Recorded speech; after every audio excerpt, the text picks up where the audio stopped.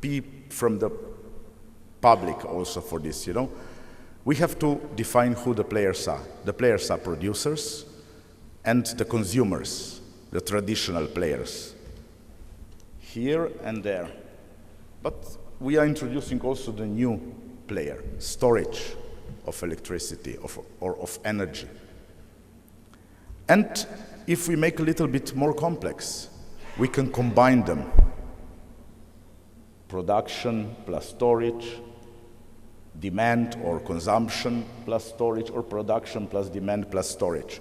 So in this new constellation of the electrical energy world, we will have prosumers, producers and consumers. So how we solve the problems? We have to produce, store, manage, and consume locally. So, you know, think globally, do locally, or something like this, act locally.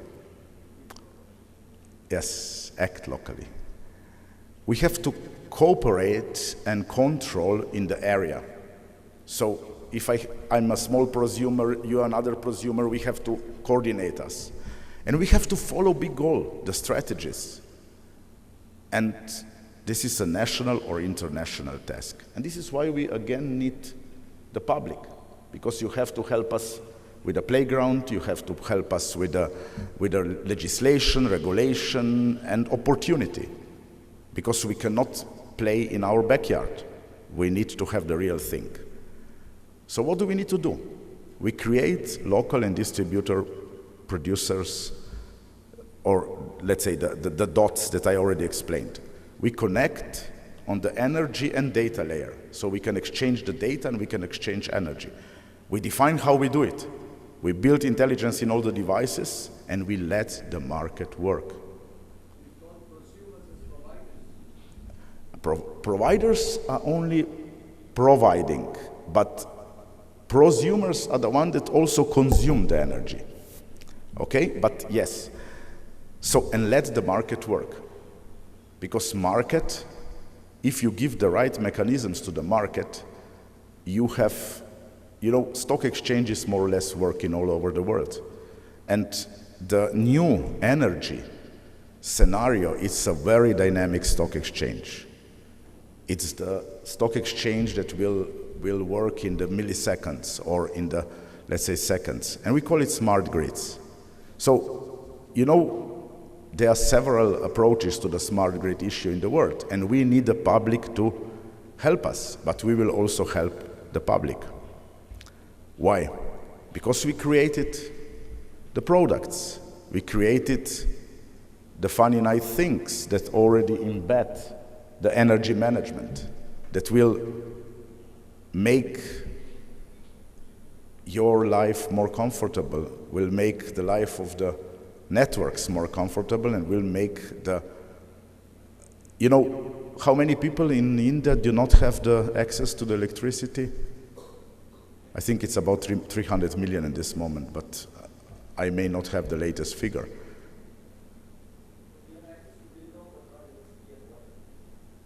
Okay, of course. That's why you buy the solar chargers from mobile telephones, and you cannot charge them there. So private sector will and has created the solutions, but we need the way to implement these solutions, and that's why we need the public. And we need to customize to the Indian requirements if we talk about India. We have to go into the rural India. We have to go into the projects that cannot be profitable immediately. They will be profitable in the long term. And we are not only bringing money. We need the finance industry to bring money. Finance industries to bring money, not other part of the private sectors. So you need to put together the knowledge, the money, the courage to do something, and the desire to do something, which is not always in the same pot. I will just skip these things because it's more or less about the products and the concrete solutions that I don't want to talk too much at this moment. But we are coming back to the PPP. So PPP, or public, private, and partnership, is a part of puzzle. We have to join resources. We have to take fast and effective decisions. Is this typical for the governments or for the companies? We have to help the governments or the public part to take fast and effective decisions. We have to influence, and we will influence. We are influencing the policy-making process. We need the public to integrate the solutions, because I started by telling you what we are rethinking. But yes, the integration of the things that are being retaught will form the society of the future. And we need the society of the future if we want to have a future. That's very simple, and more or less everybody probably wants to have the future. I advise you, look also at now, because the future is something remote, but yes, we want to have the future. So go on with the PPP. Why PPP again? Because everybody is and will be affected and included. Private, public, everybody. And the demand is there. And this is probably one of the biggest or greatest business opportunities in the history that private cannot do alone, public cannot do at all.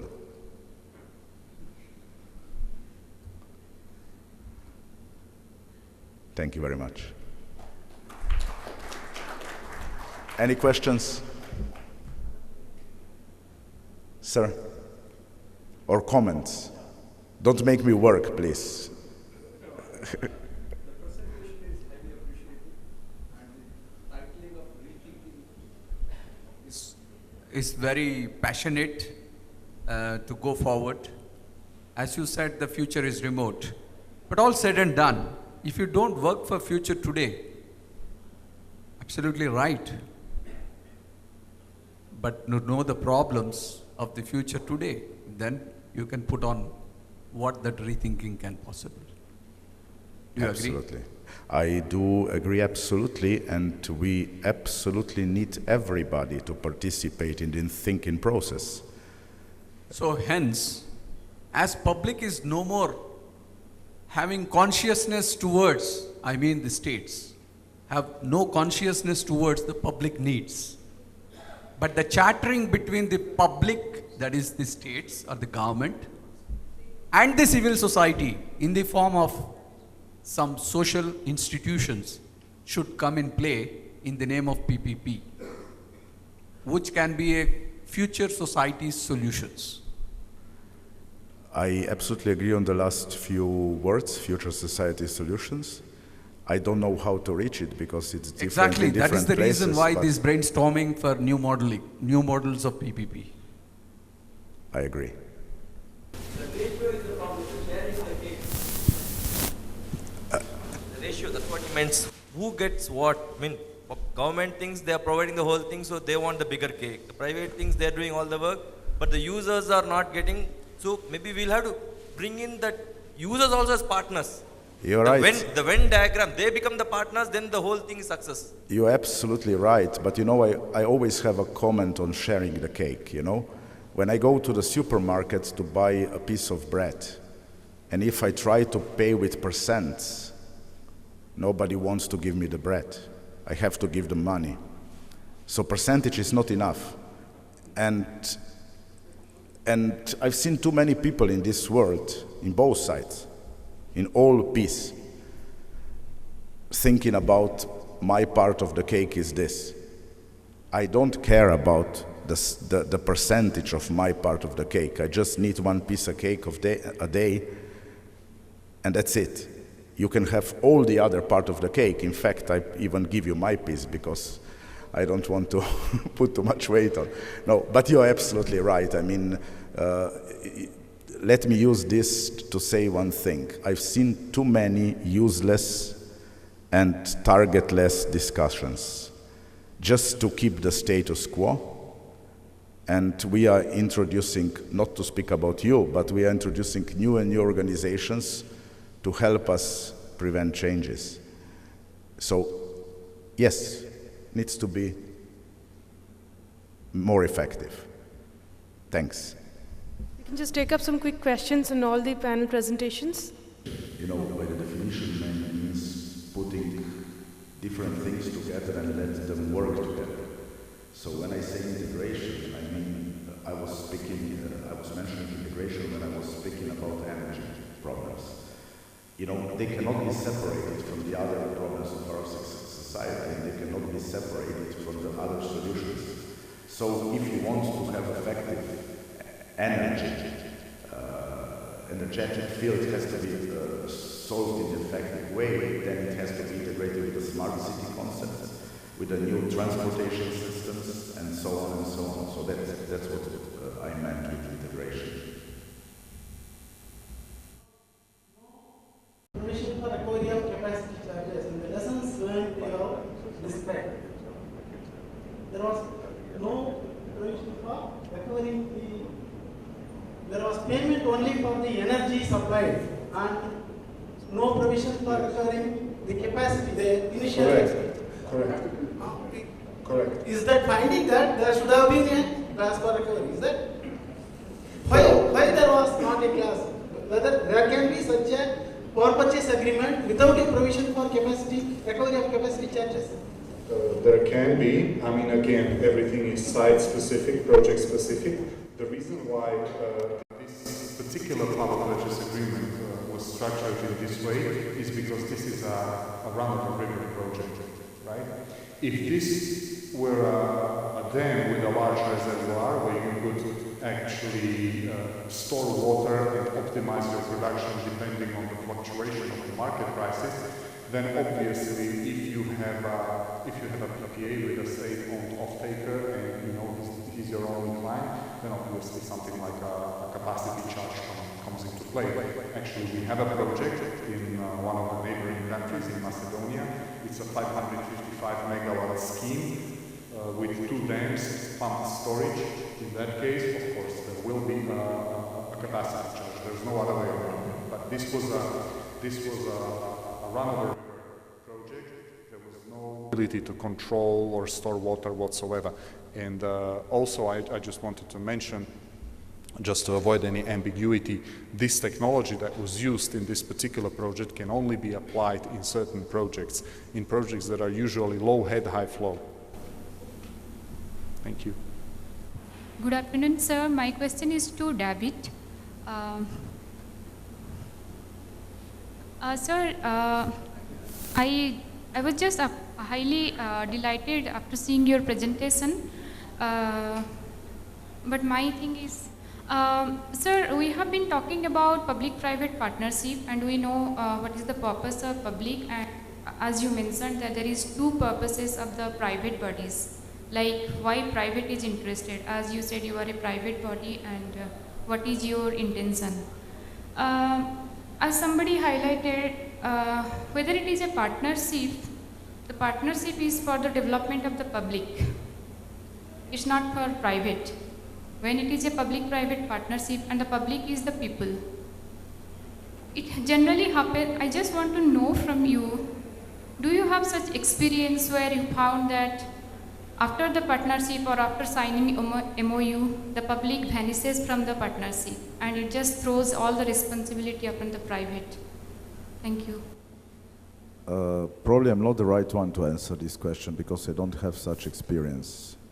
So I can mostly speak from the purely private side, but I'm sure somebody else has this experience. Maybe I can provide an insight on this. Well, the public's at the end of the day always represented by the government, right? So it's the government that takes decisions, whether it's state level or municipal level or, you know, country level. MOUs is a very particular topic that, you know, I could probably speak about for half a day, right? We, in general, don't like MOUs, right? MOU is a non-binding document that says, you and I like each other, let's have a coffee and see what we can do together, right? There's no guarantees associated with that. And I can tell you, I've seen way too many MOUs, like hybrid MOUs with some sort of guarantees provided that, you know, it would take an army of lawyers to decipher, you know, what are the obligations included in there, how they're guaranteed, and so on and so forth. As a result, in our projects, you would never find an MOU, right? You have concession agreements or project implementation agreements that are properly guaranteed with appropriate securities, whether it's bid security or construction security or operations and maintenance security. Now, if your question is about the public side pulling out of the project at a later stage, yes, it happens. It happens. And therefore, it is important to have a bulletproof contract that protects both sides, right? You can have a, I don't know, a road project, you can have an airport project. We're currently working on one project where we are trying to undo what 2 governments ago did, which was not appropriate, and we're trying to help the existing government to redo it and do it in a proper way. In such cases, what is important is to have a proper and fair compensation mechanism, termination clauses, step-in rights, and things like that. So those are things that happen. One of my former bosses used to say that there's no PPP that doesn't get renegotiated, right? And things change, things evolve. As long as contracts are properly drafted, there is a way for subsequent adjustments and for a fair reallocation of risk. May I add one thing to your question? My experience is that when the high-speed rail contract that was, I think, at the end a 6 billion euros contract was awarded, you had also another problem which cannot be solved always by the contract. The contract was based on the UK PPP PFI contract. And I don't have to tell in India how the UK works. A contract is a bulletproof contract. Unfortunately, the contract was won by a combined French company, where in France a contract is a nice starting point for renegotiations. And although I think the contract was bulletproof, the cultural clashes between what the government had in hands, a bulletproof contract, and the French philosophy made us 2 things, that you have a good arbitrage on the point that you really are not agreeing on, and a mechanism that you can address certain items where you not agree on, but do not have too much impact on the financial model. And then you can negotiate, and then you can talk about these items, divide something where you really say, look, this is a contract, you sign it, stick to it, and secondly say, okay, I can imagine that you don't want A, but a little bit of B, and it hasn't any influences. And those 2 mechanisms have to be in place in a good PPP environment, otherwise it's food for lawyers, which costs money to both sides. With regard to Asta Power, you mentioned that the new technology which was implemented had a very high initial investment cost. But then you also mentioned that the cost of power was only about 5.5 euros. Can you hear me? Hello? Hello?